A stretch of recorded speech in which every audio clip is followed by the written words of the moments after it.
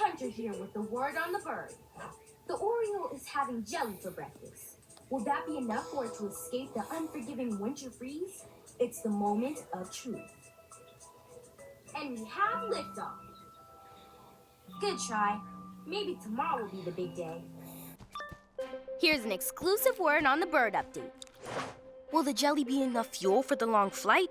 Or will freezing temperatures put our friend in danger? Welcome, new word on the bird viewers.